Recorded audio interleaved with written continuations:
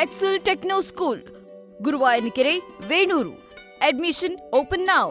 ಮನುಷ್ಯ ಏನು ಗೊತ್ತು ಹೇಳಿಕೆ ಆಧರಿಸಿ ದಾಖಲಾಗಿತ್ತು ಅದನ್ನ ರದ್ದು ಕೋರಿ ಹೈಕೋರ್ಟ್ನಲ್ಲಿ ಅರ್ಜಿ ಹಾಕೊಂಡಿದ್ದಾರೆ ಸರ್ ಆ ಬುರುಡೆ ಗ್ಯಾಂಗ್. ಅಲ್ಲ, ನನಗೂ ಅಷ್ಟೇ ಮಾಹಿತಿ ಇರೋದು. ಸಂಪೂರ್ಣ ಮಾಹಿತಿಯನ್ನು ತಗೊಂಡ ನಂತರ ಪ್ರತಿಕ್ರಿಯೆ ಮಾಡ್ತೇನೆ ನಾನು. ಯಾಕೆಂದರೆ ಇದು ಭಾಳ ಸೆನ್ಸಿಟಿವ್ ಆಗಿರೋದ್ರಿಂದ ವಿಷಯಗಳನ್ನ ತಗೊಂಡೇ ನಾನು ಮಾತಾಡಬೇಕಾಗ್ತದೆ. ಹಾಗಾಗಿ ನಾನು ಹೈಕೋರ್ಟಿಗೆ ಹೋಗಿರೋದು ಗೊತ್ತು, ಆದರೆ ವಿಷಯಗಳು ಬೇರೆ ಬೇರೆ ವಿಷಯಗಳು ಅದಕ್ಕೆ ಸಂಬಂಧಪಟ್ಟಾಗೆ ಮಾಹಿತಿ ತಗೊಂಡ ನಂತರ ಹೇಳ್ತೇನೆ. ಸರ್, ನಾನು ಒಳ ಮೀಸಲಾತಿ ಸಂಬಂಧಪಟ್ಟಂಗೆ ಮುಖ್ಯಮಂತ್ರಿಗಳು ಅಲ್ಲ ಸರ್, ಇದು ಒಂದು ರೀತಿಯಲ್ಲಿ ಷಡ್ಯಂತ್ರ ಮಾಡಿದವರೇ ಒಂದು ರೀತಿಯಲ್ಲಿ ಬೇರೆ ಬೇರೆ ರೂಪದಲ್ಲಿ ರಕ್ಷಣೆ ಕೇಳ್ತಾ ಇರೋದು, ಈಗ ಹೈಕೋರ್ಟ್ ಮೊರೆ ಹೋಗ್ತಾ ಇರೋದು ಎಲ್ಲ ಒಂದ್ ಕಡೆ ಪ್ರಕರಣದ ತನಿಖೆನೂ ಕೂಡ ಒಂದು ರೀತಿಯಲ್ಲಿ ವಿಳಂಬ ಆಗ್ತಿದೆ, ಮತ್ತೆ ಸರ್ಕಾರಕ್ಕೆ ಹಿನ್ನಡೆ ಪದೇ ಪದೇ ಆಗ್ತಾ ಇದೆ ಅಂತ ತನಿಖೆಗೂ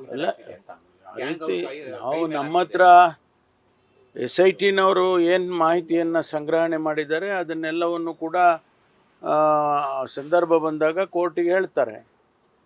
ಕೋರ್ಟಿಗೆ ಅವ್ರು ಹೋಗಬಾರ್ದು ಅಂತ ನಾವು ತಡೆಯೋಕ್ಕಾಗೋದಿಲ್ಲ. ಆದರೆ ಅವ್ರಿಗೆ ಹೋದಂಥ ಸಂದರ್ಭದಲ್ಲಿ ಕೋರ್ಟಿಗೆ ಏನು ಮಾಹಿತಿ ಕೊಡಬೇಕು SITನವ್ರು ಕೊಡ್ತಾರೆ.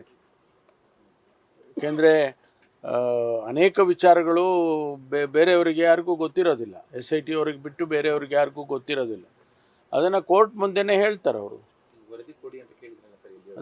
ಅವರು ಹೇಳಿದ್ದಾರೆ, ಈಗಾಗಲೇ ಮೊದಲನೇ ವಾರದಲ್ಲಿ ಕೊಡ್ತೇವೆ ಅಂತ ಹೇಳಿದ್ದಾರೆ.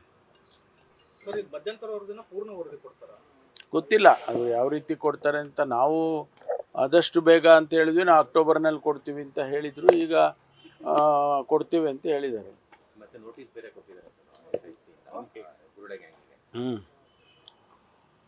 ಅಲ್ಲ, ಅವರು ಸಂಪೂರ್ಣ ಮಾಹಿತಿ ಸಂಪೂರ್ಣ ವರದಿ ಕೊಡ್ತಾರಾ ಅಥವಾ ಇಂಟರಿಮ್ ವರದಿ ಕೊಡ್ತಾರಾ ಅಂತೇಳಿ ಗೊತ್ತಿಲ್ಲ ನಮಗೆ. ಅವರು ಕೊಟ್ಟ ನಂತರ ಗೊತ್ತಾಗುತ್ತೆ. ಷಡ್ಯಂತ್ರ ಮಾಡಿದ್ದಾರೆ ಅಂತ ಬರೀ ಮಾತಲ್ಲ ಅಷ್ಟೇ, ಕಾನೂನು ಪ್ರಕಾರವಾಗಿ ಏನು ಆಗ್ತಾ ಇಲ್ಲ. ಅಲ್ಲ, ನಿಮಗೆ ಗೊತ್ತಿಲ್ಲ.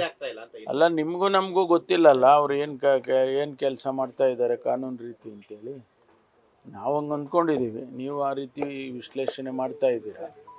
ಅದು ಕೋರ್ಟ್ ಮುಂದೆ ಬಂದಾಗಲೇ ಗೊತ್ತಾಗುತ್ತೆ. ಅಲ್ಲ, ಅದು ಆರ್ಡಿನೆನ್ಸ್ ಮಾಡಬೇಕು ಅಂತೇಳಿ ಚರ್ಚೆ ಮಾಡೋದಕ್ಕೆ ಮುಖ್ಯಮಂತ್ರಿಗಳು ಸಭೆಯನ್ನು ಕರೆದಿದ್ರು. ಅಲ್ಲಿ ನಾವು ಚರ್ಚೆ ಮಾಡಿ ಆರ್ಡಿನೆನ್ಸ್ ಮಾಡೋದು ಬೇಡ, ಕಾನೂನನ್ನು ಮಾಡಬೇಕು. ಅಸೆಂಬ್ಲಿ 8ನೇ ತಾರೀಕು 9ನೇ ತಾರೀಕೇನೋ ಡಿಸೆಂಬರ್ಗೆ ವಿಂಟರ್ ಸೆಷನ್ ಬೆಳಗಾಂನಲ್ಲಿ ಕರಿತೇವೆ. ಒಂದೇ ಸಾರಿ ಇದನ್ನ ಆ್ಯಕ್ಟನ್ನೇ ತೊಗೊಂಬಂದ್ಬಿಡಿ ಅಂತ ಹೇಳಿದ್ದಾರೆ. ಹೊಸ ಆ್ಯಕ್ಟನ್ನೇ ತೊಗೊಂಬಂದ್ಬಿಡಿ, ಆರ್ಡಿನೆನ್ಸ್ ಮಾಡಿ ಮತ್ತೆ ಗವರ್ನರಿಗೆ ಕಳಿಸಿ ಅದು ವಿಳಂಬ ಆಗಿ ಅದೆಲ್ಲ ಆಗೋದಕ್ಕಿಂತ ಹೆಚ್ಚಾಗಿ ಒಂದೇ ಸಾರಿ ನಾವು ಆ್ಯಕ್ಟನ್ನೇ ಮಾಡೋಣ ಅಸೆಂಬ್ಲಿಯಲ್ಲಿ, ಅಲ್ಲೇ ಚರ್ಚೆ ಆಗಲಿ. ಅಲ್ಲ, ಅದನ್ನು ನಾವು ಮುಖ್ಯಮಂತ್ರಿಗಳು ಅದನ್ನು ಚರ್ಚೆ ಮಾಡೋಣ ಅಂತ ಹೇಳಿದ್ದಾರೆ.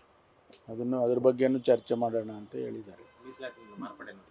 ಗೊತ್ತಿಲ್ಲ, ಚರ್ಚೆ ಮಾಡಿದ ಮೇಲೆ ಏನು ರಿಸಲ್ಟ್ ಬರುತ್ತೆ ಅಂತ ಗೊತ್ತಿಲ್ಲ. ಅವರು ತೀರ್ಮಾನ ಆಗಬೇಕು. ಯಾವ ಔತಣಕೂಟ ಅಲ್ಲ ರೀ. ಪ್ರತಿ ಸಾರಿ ತುಮಕೂರಿಗೆ ಬಂದಾಗ ಅದು ಹೈವೇನಲ್ಲೇ ಅವ್ರ ಮನೆ ಇದೆ, ನಮ್ಮ ಮನೆಗೆ ಊಟಕ್ಕೆ ಬನ್ನಿ ಸಾರ್ ಅಂತ ಕರೀತಾರೆ. ಆಯಿತು ಅಂತ ನಾವೆಲ್ಲ ಹೋಗಿ ಊಟ ಮಾಡ್ತೀವಿ ಅಷ್ಟೇ. ಈ ಸರಿನೂ ಕೂಡ 7ನೇ ತಾರೀಕು ಮಾನ್ಯ ಮುಖ್ಯಮಂತ್ರಿಗಳು ಬರ್ತಾ ಇದ್ದಾರೆ. ರಾಜಣ್ಣ ಅವರು ಹೋಗಿ ಹೇಗಿದ್ರು ಬರ್ತಾ ಇದ್ದೀರಾ, ಮಾಮೂಲಿ ನಮ್ಮ ಮನೆಗೆ ಊಟಕ್ಕೆ ಬರಬೇಕಲ್ಲ, ಬಂದಬೇಕು ಅಂತ ಕೇಳಿದ್ರಂತ. ಅದಕ್ಕೆ ಬರ್ತೀನಿ ಅಂತ ಹೇಳಿದ್ದಾರೆ. ಔತಣ ಇಲ್ಲ, ಅದು ಔತಣ ಏನಿಲ್ಲ. ಸಹಜವಾಗಿ ಊಟಕ್ಕೆ ಕರೆದಿದ್ದಾರೆ, ಅದಕ್ಕೆ ಒಪ್ಕೊಂಡಿದ್ದಾರೆ. ಎಲ್ಲರೂ ಹೋಗ್ತೀವಿ, ನಾವೆಲ್ಲ ಹೋಗ್ತೀವಿ ಅದಕ್ಕೆ. ಸರ್, ಈಗ ನಿನ್ನೆ CM ನೀವು ಮೋದಿಯಪ್ಪನವರು ಪ್ರತ್ಯೇಕವಾಗಿ ಸಭೆ ಮಾಡಿದ್ದಾರೆ ಏನೋ ಅಂತ ಒಂದು ಚರ್ಚೆ. ಎಲ್ಲಿ ಮಾಡಿದ್ರು? ವಿಧಾನಸೌಧದಲ್ಲಿ. ಇಲ್ವಲ್ಲ, ಪ್ರತ್ಯೇಕವಾಗಿ ಏನು ಮಾಡಿ ಇದು ಮೀಟಿಂಗ್ ಆಯಿತು. ನಾವು ಅದು ಏನಾಯ್ತು, ಮೀಟಿಂಗಿಗೆ ಡಿಲೇ ಆಯಿತು. 1 ಗಂಟೆಗೆ ಕರೆದಿದ್ರು, 1 ಗಂಟೆ ಬೇಡ 4 ಗಂಟೆಗೆ ಭೇಟಿ ಮಾಡೋಣ ಅಂಥೇಳಿ ಮುಖ್ಯಮಂತ್ರಿಗಳು ಹೇಳಿದರು. ಆವಾಗ ಮಹದೇವಪ್ಪನವರು, ನಾವು ಪಕ್ಕದ ಆಫೀಸ್ ಅಲ್ವಾ, ನಾವು ಊಟಕ್ಕೆ ಏನು ಮಾಡೋದು ಅಂತ, ಹೋಗೋಣ ಊಟಕ್ಕೆ ಅಂತ. ಇಲ್ಲ, ನಮಗೆ ಊಟ ಇಲ್ಲೇ ಬರ್ತಾ ಇದೆ, ಇಲ್ಲೇ ಮಾಡೋಣ ಅಂದರು. ಸೊ ನಾನು ಅವರು ಪಕ್ಕದಲ್ಲೇ ಚೇಂಬರ್ ಅಲ್ಲ, ಊಟ ಮಾಡಿದ್ರು. ಒಳ್ಳೆ ಮುದ್ದೆ, ಆಮೇಲೆ ಮೂಲಂಗಿ ಸಾರು ಎಲ್ಲ ಹಾಕಿದ್ರು. ಸರ್, ನಾಯಕತ್ವ ಬದಲಾವಣೆ ವಿಚಾರ ಕ್ರಾಂತಿ ಬಗ್ಗೆ ಮಾತಾಡೋ ಸಚಿವರುಗಳು ದಣಿವು ತಗೋಬಾರ್ದು ಅಂತ ಶಿವಕುಮಾರ್ ಅವ್ರು ಸಲಹೆ ಕೊಟ್ಟಿದ್ದಾರೆ ಸರ್. ಈ ರೀತಿ ಚರ್ಚೆ ಮಾಡೋದು ಬೇಡ ಅಂತ. ಹೆಂಗೆ ಈ ತರ ನಾಯಕತ್ವ ಬದಲಾವಣೆ ಮತ್ತೆ ಕ್ರಾಂತಿ, ದಲಿತ ಸಿಎಂ ವಿಚಾರ ಈ ತರ ಚರ್ಚೆ ಮಾಡೋರ್ಗೆಲ್ಲ ಸಲಹೆ ಕೊಟ್ಟಿದ್ದಾರೆ ಸರ್. ತಾವೆಲ್ಲ ದಣಿವು ತಗೋಬೇಡಿ, ಆರಾಮಾಗಿರಿ ಅಂತ ಸಲಹೆ ಕೊಟ್ಟಿದ್ದಾರೆ ಸರ್ ಶಿವಕುಮಾರ್ ಅವರು. ಅವ್ರು ಕರೆಕ್ಟಾಗಿ ಹೇಳಿದ್ದಾರೆ.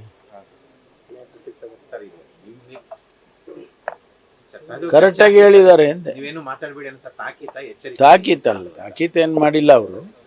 ಆದರೆ ಅವರ ಅಭಿಪ್ರಾಯ ಹೇಳಿದ್ದಾರೆ. ಅದೇ ಅಂದ್ರೆ ಯಾರು ಮಾತಾಡ್ಬೇಡಿ, ತಾಕೀತು ಅಧ್ಯಕ್ಷರಾಗಿ ತಾಕೀತು ಕೊಡೋದಕ್ಕೆ ಅವ್ರಿಗೆ ಅಧಿಕಾರನೂ ಇದೆ, ಆದ್ರೆ ಅವರು ಆ ಅರ್ಥದಲ್ಲಿ ಹೇಳಿಲ್ಲ.